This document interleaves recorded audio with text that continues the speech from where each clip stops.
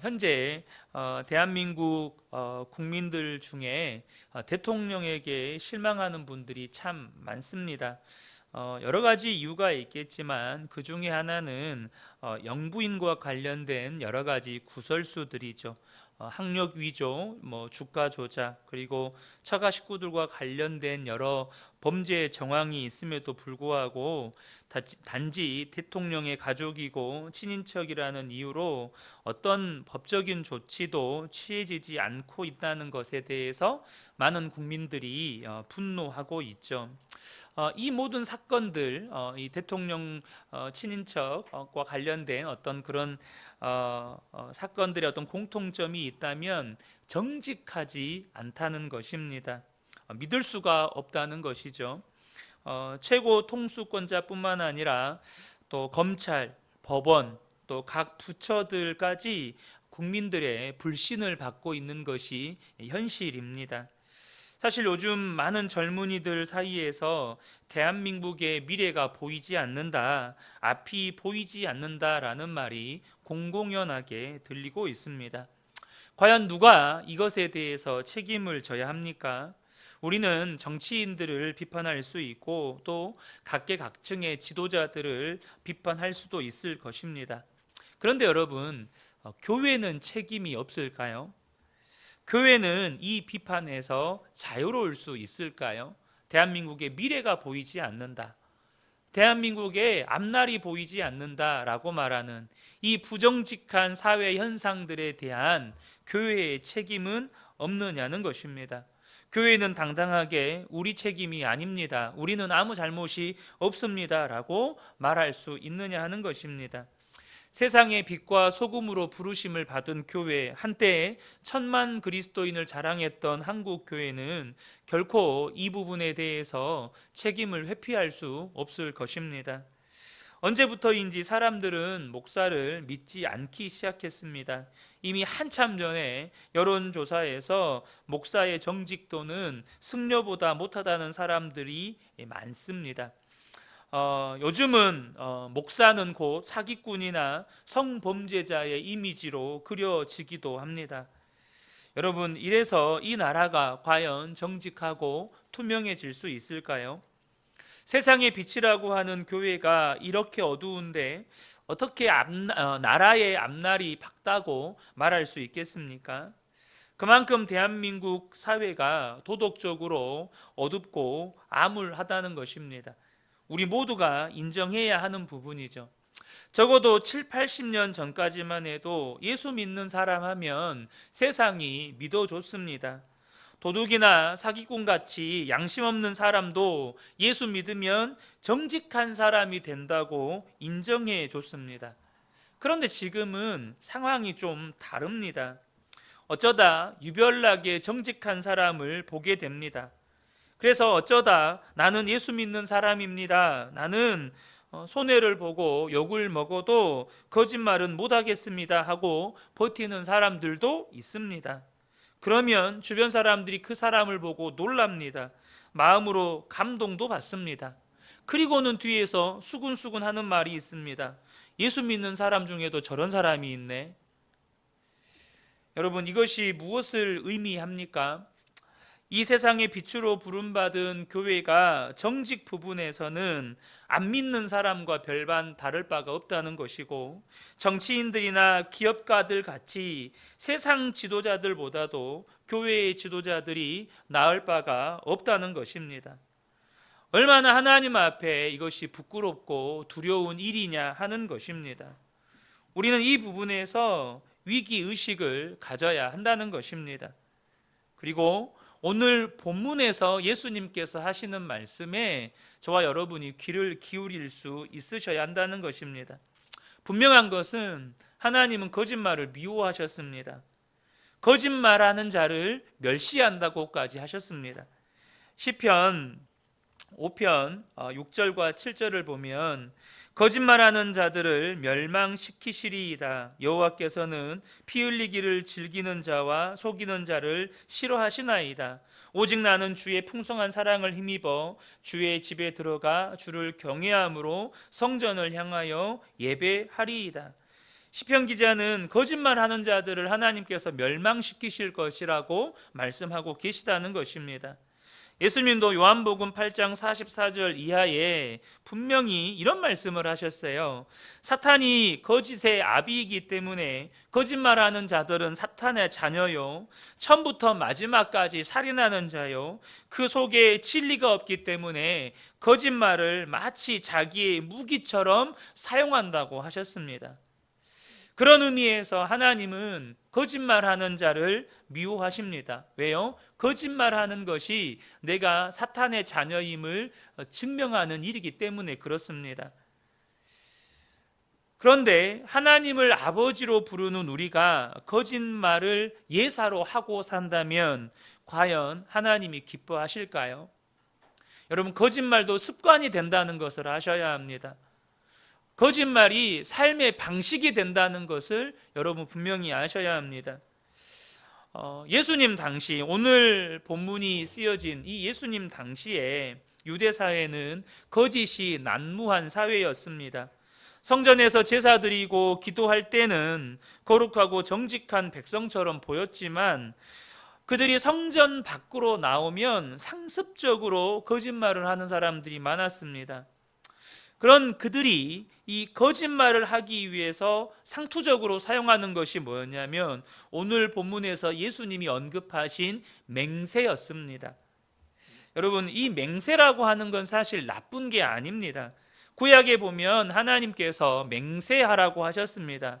그러니까 꼭 중요하고 심각한 문제를 놓고 약속을 할 때는 맹세를 해서 서로의 마음을 안심시키고 신뢰하라고 하셨어요. 또 어떤 문제를 놓고 네가 옳으냐 내가 옳으냐 다퉈야 하는 분쟁이 생길 때는 맹세를 통해서 그 분쟁을 잠재우고 서로를 신뢰하게 하셨습니다. 그래서 이 맹세라고 하는 건 맹세하는 사람이 정직하다는 거, 거짓말을 하지 않는다는 거, 약속을 꼭 지킨다는 것을 하나님의 이름을 들어서 맹세함으로써 사람들에게 확인시켜주는 하나의 방편이었습니다. 하나님께서도 마음의 의심과 신앙의 회의에 빠져 있었던 이 아브라함에게 찾아오셔서 하늘의 별을 가리켜 주시면서 네가 저 하늘의 별을 셀 수 있느냐, 네 자손이 이와 같을 것이다 라고 이렇게 약속하시고는 하나님께서 자기보다 높은 자가 없기 때문에 자기 이름을 걸고 아브라함에게 맹세를 하셨어요. 근데 그 맹세의 방식이 뭐였냐면 고대 사회에서 부족과 부족 간에 이렇게 그러니까 이 조약을 맺을 때, 협력을 맺을 때 사용하는 방식, 바로 쪼갠 고기 사이로 하나님 혼자 스스로 횃불이 지나가시는 방법을 통해서 맹세를 하셨습니다. 창세기 15장 17절에 보면 해가 져서 어두울 때에 연기 나는 화로가 보이며 타는 횃불이 쪼긴 고기 사이로 지나더라. 이 약속을 만약 지키지 않으면 이 쪼개진 고기와 같이 나는 죽게 될 것이다, 반드시 죽는다, 이 약속을 어긴 사람은 반드시 죽는다라는 이 맹세 의식을 통해서 아브라함에게 하나님께서 맹세해 주십니다. 반드시 내가 이 약속을 지킬 것이다. 그러니까 이 맹세라고 하는 건 여러분 좋은 거예요. 그러나 하나님께서 이 맹세함에 있어서 몇 가지 조건을 거셨어요. 먼저 맹세할 때는 하나님의 이름을 걸고 맹세하라는 거예요. 그리고 여호와 하나님의 이름으로 맹세할 때는 반드시 지켜야 한다는 것입니다. 그렇지 않으면, 하나님의 이름을 걸고 맹세를 했는데 지키지 않으면 하나님께서 거기에 대해서 책임을 물으시겠다는 것입니다. 그리고 맹세할 때는 망령되이 하거나 헛되이 해서도 안 되고 일상생활에서 함부로 습관적으로 맹세해서도 안 된다고 하셨습니다. 또한 하나님 외에 다른 이름을 사용해서는 안 된다고 조건을 다셨어요. 그래서 유대 사람들은 중요한 일에 이렇게 맹세를 했습니다. 그래서 출애굽기 22장 10절 이하에 보면 하나님께서 어떤 하나의 상황을 상정해 놓고 설명을 해주세요. 어떤 상황이었냐면 어떤 사람이 이렇게 멀리 출타를 하면서 자기가 키우던 가축을 이웃에게 맡겨 놓은 것입니다. 그런데 이 사람이 출타한 지 얼마 지나지 않아서 맡겨 놓은 가축 중에서 몇 마리가 죽어버린 거예요. 이걸 맡은 사람은 얼마나 당황스럽겠어요. 자기도 모르는 사이에 가축이 죽어버린 거예요. 자기는 잘못한 게 없어요. 그런데 맡겨놓은 사람이 돌아왔을 때 내가 잘못한 것이 없다는 것, 결백하다는 것을 증명할 수가 없잖아요. 그러니까 이것을 맡은 사람은 너무너무 답답한 것이죠. 이런 상황이 되면 큰 분쟁이 생길 수도 있고 좋았던 이웃과의 관계가 깨질 수도 있기 때문에 하나님께서 이런 상황을 가정하시고 말씀하신 거예요. 그때 하나님의 이름을 걸고 맹세를 하라는 거예요. 출애굽기 22장 11절에 두 사람 사이에 맡은 자가 이웃의 것에 손을 대지 아니하였다고 여호와께 맹세할 것이요 그 임자는 그대로 믿을 것이며 그 사람은 배상하지 아니하려니와, 이렇게 말씀하십니다. 나는 여호와 하나님 앞에 맹세합니다. 나는 절대 그 가축을 죽이지 않았습니다 라고 맹세를 하면, 하나님의 이름으로 맹세를 하면 그 맹세를 들은 주인은 반드시 그 말을 믿으라는 거예요. 그리고 하나님의 이름을 걸고 맹세했으니 의심하지 말고 배상 청구도 하지 말라는 것입니다. 이렇게 맹세는 좋게 이용하게 되면 서로를 신뢰할 수 있고 또한 약속을 지키는데 순기능을 하게 됩니다. 그런데 이 예수님 당시의 사람들은 이 맹세를 악용하기 시작했다는 거예요. 맹세를 하면 사람들이 믿어준다는 사실을 이용해서 자기의 어떤 주장을 관철시키기 위해서, 혹은 약간의 거짓말이 섞여 있는 것을 사람들이 믿게 하기 위해서 맹세를 함부로 하는 거예요.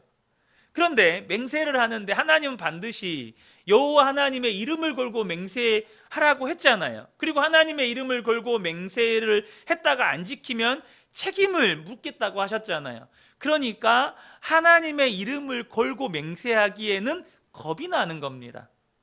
그래서 하나님의 이름을 걸고 맹세하지는 못하고, 하나님보다 높지는 않지만, 하나님처럼 높지는 않지만 하나님보다는 조금 낮으면서 상당히 커 보이는 것들을 전부 끌어다가 맹세를 하기 시작하는 것입니다. 그래서 어떤 맹세를 하는 겁니까? 어떤 사람은 나는 하늘을 걸고 맹세한다. 어떤 사람은 나는 땅을 걸고 맹세한다. 또 어떤 사람은 나는 예루살렘을 걸고 맹세한다. 나중에는 나는 내 머리를 걸고 맹세한다. 이런 사람들이 나타나기 시작하는 거예요. 그래서 예수님이 하시는 말씀이 하늘로도 하지 말고 땅으로도 하지 말고 예루살렘으로도 하지 말고 머리로도 하지 말라는 것입니다. 왜냐하면 그 모든 맹세들은 거짓말이 다분히 섞여 있는 맹세이기 때문입니다. 불행하게도 예수님 당시의 사람들은 어떻게 하든지 자기가 정직해 보이기 위해서 이것저것 아무거나 끌어다가 맹세하는 버릇이 많았다는 거예요. 그것은 그 사회가 그만큼 믿을 수 없고 타락한 사회였다는 것을 보여주는 것입니다.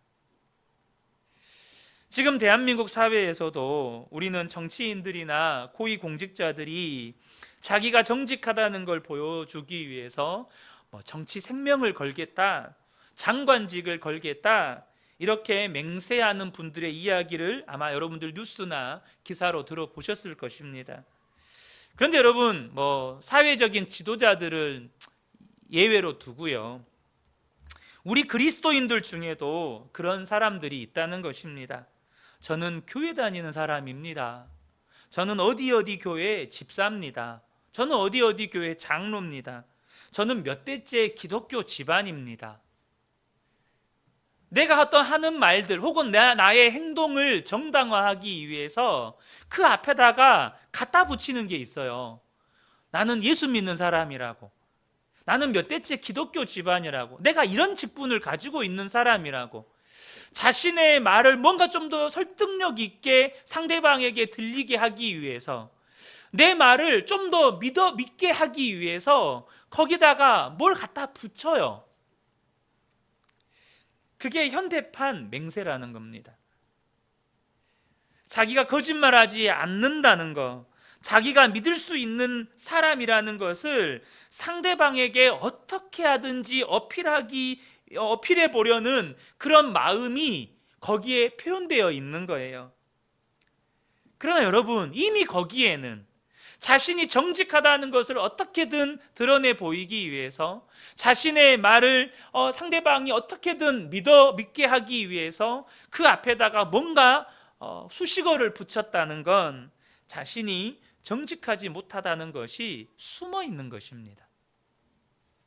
이런 이유로 예수님은 절대 맹세하지 말라고 말씀하신 거예요. 마태복음 5장 34절 상반절에 나는 너희에게 이르노니 도무지 맹세하지 말지니. 이런 헛된 맹세, 거짓 맹세는 절대 하지 말라는 것입니다. 하나님의 이름을 빌려서도 안 되고, 하늘을 향해서도, 땅을 향해서도, 예루살렘을 향해서도 내 머리를 두고서도 맹세하지 말라는 거예요. 왜냐하면 그 모든 것은 하나님께 속한 것이기 때문에 그 모든 맹세는 하나님의 이름을 욕되게 하는 맹세라는 것입니다. 그러므로 어떤 것으로도 맹세하지 말라는 것입니다. 그러므로 하나님의 자녀는 말을 할 때 옳으면 옳다라고 하고 아니면 아니라고 말하라는 것입니다. 여기서 보태고 빼는 것은 벌써 악으로부터 나온 거라는 거예요. 37절입니다. 오직 너희 말은 옳다 옳다 아니라 아니라 하라. 이에서 지나는 것은 악으로부터 나느니라. 아마 여러분 성경에도 이 악으로부터 나느니라 라는 이것에 그 주석이 붙어 있을 건데요, 거기 보면 또는 악한 자로 이렇게 아마 주석이 붙어 있을 거예요. 그러니까 맹세하는 것은 악한 자로부터 나오는 것이라는 거예요. 악한 자가 누구죠? 바로 마귀에게서부터 나오는 거라는 거예요. 뭔가를 맹세해서 자기의 주장을 설득하려고 하고, 뭔가 맹세해서 자기를 더 신뢰하게 만들려는 모든 시도는 하나님께로부터 나온 게 아니라는 것입니다. 우리는 이 예수님의 말씀을 통해서 먼저 무엇을 배워야 할까요? 하나님의 자녀는 정직해야 한다는 것입니다. 맹세가 필요 없는 투명하고 정직한 인격, 투명하고 정직한 인품을 갖춰야 한다는 거예요. 맹세를 하지 않아도 사람들이 우리를 믿어줄 정도로 정직하고 투명한 삶을 살아야 한다는 것입니다. 그러므로 우리 모두가 이 말씀 앞에서 자기 자신에게 스스로 질문해 볼 수 있어야 합니다. 나는 하나님 앞에서 정직한가? 사람들이 내가 무슨 말을 해도 말의 내용 그대로 믿어줄 만큼 나는 정직한 사람인가? 정직하게 살아왔는가? 맥스 루케이도 목사님이 이런 말을 했습니다. 우리는 상사의 호감을 사기 원합니다. 그래서 아첨을 합니다. 우리는 그것을 윤활유라고 부르지요. 그러나 하나님은 거짓말이라고 하십니다. 우리는 사람들의 칭찬을 얻기 원합니다. 그래서 과장을 합니다. 우리는 그것을 극적 효과라 부릅니다.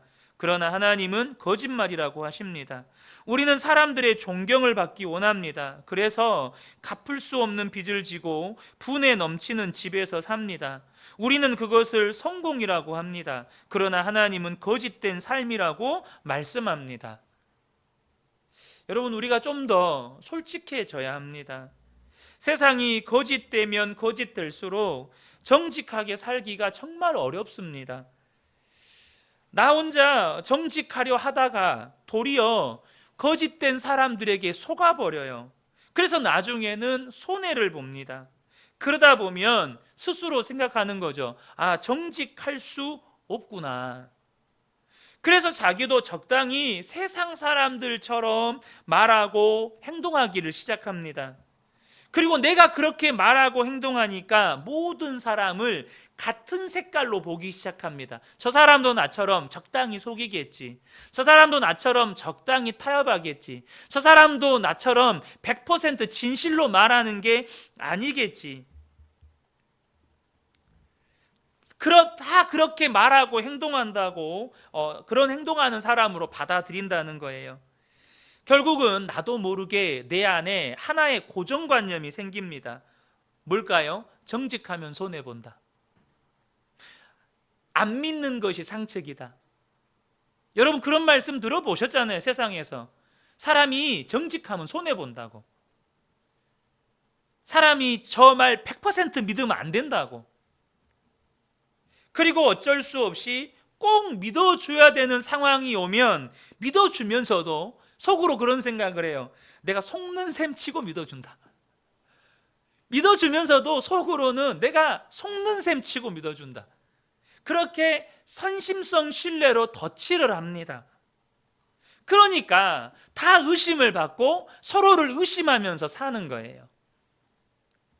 이런 세상에서 예수님의 말씀대로 옳으면 옳다, 아니면 아니다라고 하는 이 정직함과 투명한 인격을 가지고 과연 살아남을 수 있을 것인가? 우리는 정말로 정직함으로 이 거짓된 세상 속에서 살아갈 수 있는가 생각하지 않을 수가 없다는 거예요. 서울대학교에서 3만 명을 대상으로 조사를 한 것이 있습니다. 근데 그 조사에서 73% 이상이 한국에서는 정직해서는 살 수가 없다라고 대답을 했습니다. 그리고 그 정직해서는 살 수 없다라고 대답한 73%의 대다수가 10대, 20대 이 소위 말하는 MZ세대였습니다.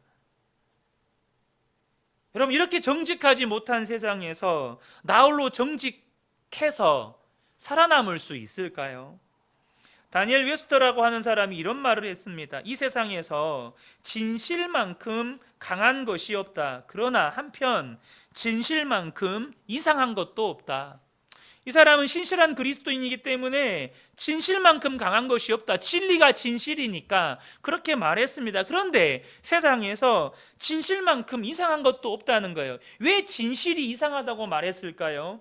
여러분 진실하고 정직하면 세상으로부터 공격받기가 쉽기 때문입니다. 진실하고 정직하면 오히려 세상에서 손가락질 당하고 비난당하고 조롱당할 때가 많기 때문입니다. 그래서 사람들은 안전하게 살려면 세상에서 손가락질 당하고 비난당하고 조롱당하고 손해보지 않고 살려면 적당히 거짓말도 해야 한다는 생각을 다 가지고 있습니다. 여러분도 그런 생각을 가지고 있지 않습니까? 심지어 교회 안에서도요, 성도들 사이에서 적당히 가릴 줄도 알아야 된다. 너무 정직하면 나중에 상처받는다. 여러분 이런 말들이 마치 진리처럼 성도들 사이에 받아들여지고 있다는 거예요. 이런 생각이 예수님의 교훈보다 우리의 마음에 와 닿는 이유가 있어요. 왜냐하면 너무나 세상이 거짓되기 때문이에요. 실제로 그렇거든요. 정직하면 손해를 봐요. 정직하면 오히려 사람들에게 막 비웃음을 당해요. 실제로 교회 안에서조차 정직했는데 나중에 그것이 상처로 돌아오는 경우도 많아요. 교회 안에서조차 정직하지 못할 수밖에 없다는 것이죠. 이렇게 거짓이 판을 치고 과장과 헛된 말들이 난무하는 세상에서 예수님의 말씀을 따라서 옳으면 옳다, 예면 예, 아니면 아니라고 정직성을 유지하고 살려면 여러분 고난받을 수밖에 없습니다. 다시 말하면 손해를 보기도 하고 때로는 오해받기도 하고 때로는 왕따도 당해야 한다는 거예요. 그렇지 않으면 절대 정직할 수 없습니다. 정직할 수가 없다는 거예요. 그럼에도 불구하고 오늘 본문에서 예수님이 말씀하시는 핵심은 우리가 정직해야 한다는 거예요. 정직해야 한다고 말씀하고 계시다는 것입니다. 거기에는 몇 가지 이유가 있습니다. 첫 번째는 우리는요, 세상을 따르는 사람들이 아니고 예수님을 따르는 제자들이기 때문에 그렇습니다. 예수님은 세상에 계실 때 거짓말하지 않으셨습니다. 이사야 53장 9절을 보면 그는 강포를 행하지 아니하였고 그의 입에 거짓이 없었으나 그의 무덤이 악인들과 함께 있었으며 그가 죽은 후에 부자와 함께 있었도다. 예수님의 입에 거짓이 없었지만 그의 무덤에 악인들이 있었다라고 말씀하고 있습니다. 정직하게 살았지만 악인들에 의해 죽임을 당했고 악인들이 그 무덤을 지켰습니다. 예수님은 한 번도 자신의 말을 부풀리거나 왜곡해서 전하신 적이 없었습니다. 그러므로 오늘 주님이 저와 여러분에게 동일하게 말씀하십니다. 나는 너희에게 이르노니 어떤 맹세도 하지 말라. 다시 말하면 거짓말하지 말라는 거예요. 정직하라는 것입니다. 여러분, 정말로 저와 여러분이 예수님을 따르는 예수님의 제자로 살기를 원하신다면 어떤 고난을 당하더라도 예수님처럼 정직하셔야 합니다. 정직한 것 때문에 손해를 보고, 정직한 것 때문에 왕따를 당하고, 정직한 것 때문에 외면을 당할지라도 여러분 정직하셔야 합니다. 여러분 카터 대통령을 잘 아실 것입니다. 그분은 워터게이트 사건으로 닉슨 대통령이 너무 거짓말을 하니까 거기에 질려버린 국민들 앞에서 이런 선거 공약을 내세웠습니다. 나는 절대로 거짓말하지 않겠습니다. 이게 카터 대통령의 선거 핵심 공약이었습니다. 그의 정직성에 호감을 가진 사람들이 그에게 표를 주어서 대통령이 되었습니다. 그래서 그는 약속한 대로 정직한 도덕 정치를 펼치려고 정말 애를 썼습니다. 그러다가 나중에는 그것 때문에, 정직한 것 때문에 무능한 대통령으로 낙인이 찍혔습니다. 미국 대통령제는 연임제잖아요. 그래서 나중에 다시 이제 재선을 하게 되는데 80년도에 레이건 대통령과 경쟁을 하다가 낙선을 하게 됩니다. 그 이후로 정직을 내세워 가지고 대통령이 될 사람은 다시는 없을 거예요. 여러분 미국 대통령 중에 정직한 대통령 들어보셨습니까? 그런데 그가 레이건 대통령과의 이제 대선에서 떨어지고 나서 패배를 시인하는 연설문에 이런 말을 했습니다. 여러분, 나는 절대로 거짓말하지 않겠다고 여러분에게 약속했습니다. 그것 때문에 내가 다시는 대통령의 자리에 설 수 없게 되었지만 괜찮다고는 말하지는 못하겠군요. 이렇게 말하고는 쓸쓸히 웃었습니다. 여러분 보통 대통령 후보나 혹은 뭐 국회의원 후보나 이렇게 선거를 통해서 이렇게 이제 뽑힌 정치인들이 낙선을 했어요. 그럼 낙선을 하면 여러분 보통 어떤 낙선 연설을 하시는지 아십니까? 그 승리하신 분에게 축하합니다. 뭐 건승을 빕니다.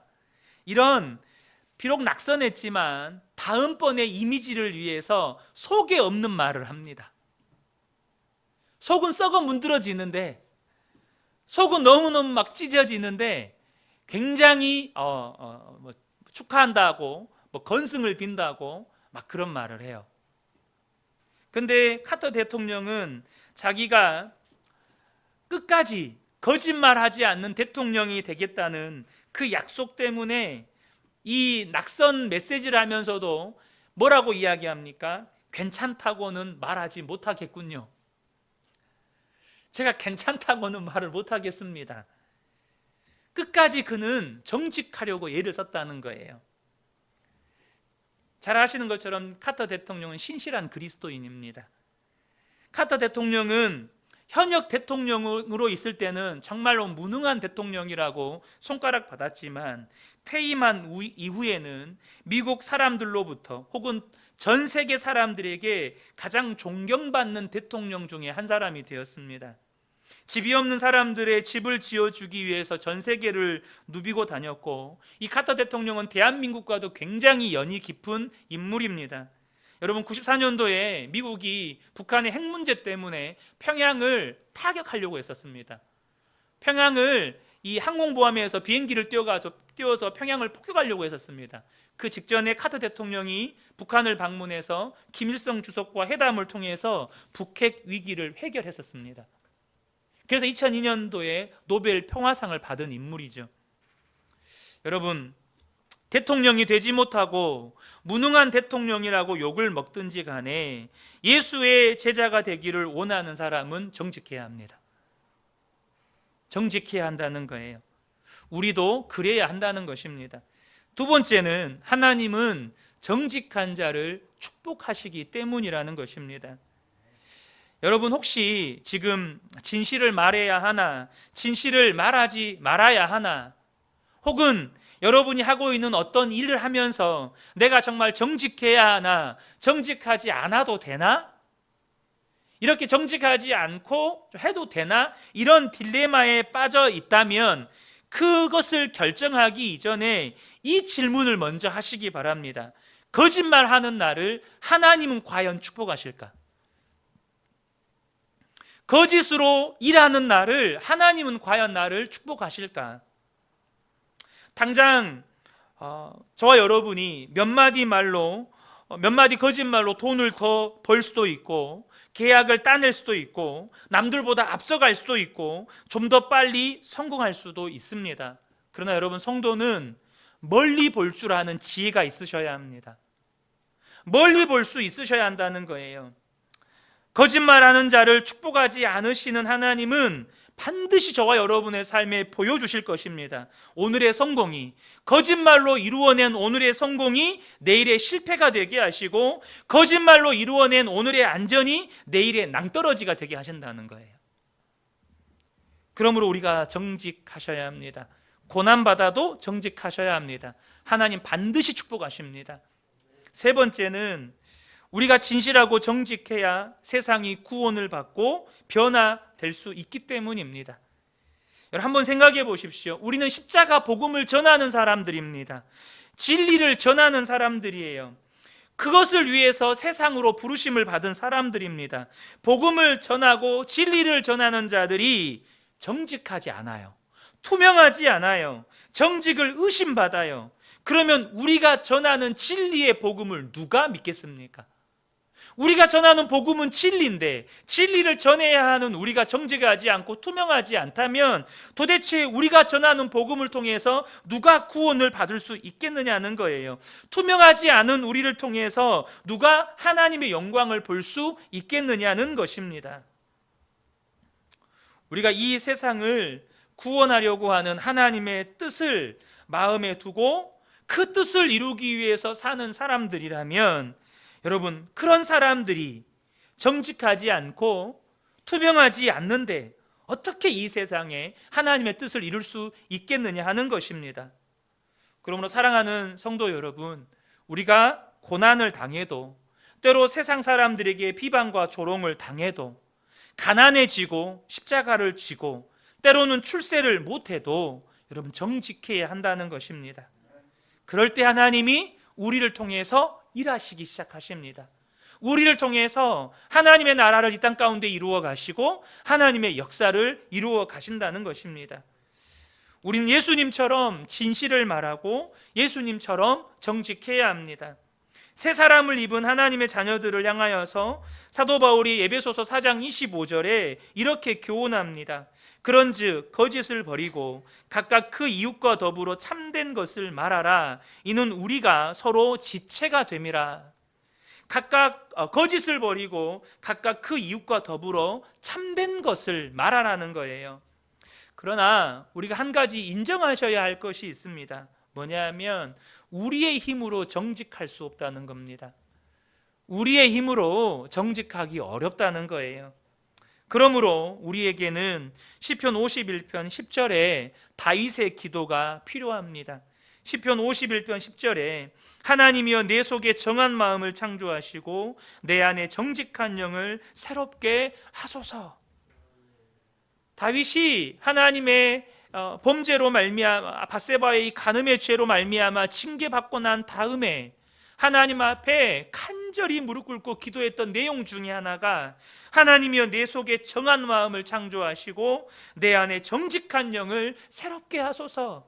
정말로 부르짖으며 정말 눈물 흘리며 통곡하며 하나님 앞에 기도했던 내용입니다. 내 힘으로 할 수는 없지만 우리 안에 계신 성령님은 정직한 영이시기 때문에 우리가 성령님의 도우심을 구할 때 우리 안에 얼마든지 정한 마음을 창조하실 수 있습니다. 우리 안에 얼마든지 정직한 영을 새롭게 하실 수 있다는 거예요. 그럴 때 비록 이 세상이 거짓으로 가득 차 있고 정말로 불신으로 가득 차 있지만 그런 세상 가운데 살면서도 정직한 우리를 통해서 하나님은 얼마든지 하나님의 영광과 하나님의 나라를 이 땅 가운데 드러내실 수가 있습니다. 그리고 우리의 눈으로 하나님의 영광이 이 땅에 임하고 하나님의 나라가 이 땅에 임하는 것을 보게 하신다는 거예요. 저는 우리 근혜교회 모든 성도님들의 삶에 이 놀라우신 하나님의 영광과 하나님의 나라가 저와 여러분의 정직한 삶을 통해서 임하는 것을 꼭 경험하게 되시기를 예수님의 이름으로 축복합니다. 아멘.